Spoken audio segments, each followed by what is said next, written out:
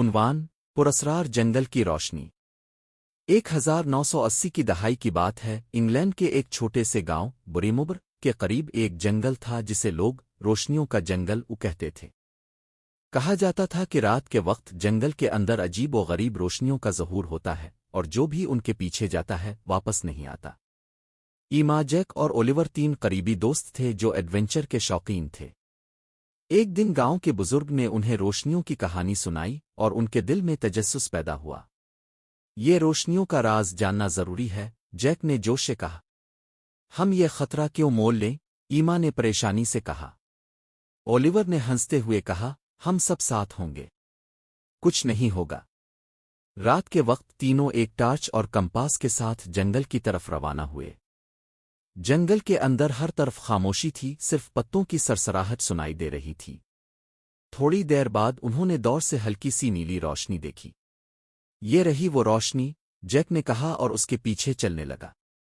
جیسے ہی وہ روشنی کے قریب پہنچے ہوا تیز ہونے لگی اور ایک عجیب سی سرگوشی کی آواز آنے لگی۔ روشنی کے بیچ میں ایک پتھر کا دائرہ تھا جس کے درمیان ایک قدیم کتاب رکھی تھی۔ یہ سب کیا ہے؟ اولیور نے حیرت سے پوچھا۔ جیک نے کتاب کی طرف ہاتھ بڑھایا، لیکن جیسے ہی اس نے اسے چھوا پورا جنگل روشنیوں سے بھر گیا۔ ہر طرف سرگوشیاں تیز ہو گئیں اور درخت حرکت کرنے لگے۔ یہ جگہ خطرناک ہے، ہمیں یہاں سے نکلنا چاہیے، ایما نے کہا۔ اولیور نے کتاب کو واپس پتھر پر رکھا اور اونچی آواز میں کہا، ہم یہاں کسی برائی کے لیے نہیں آئے، ہمیں جانے دو۔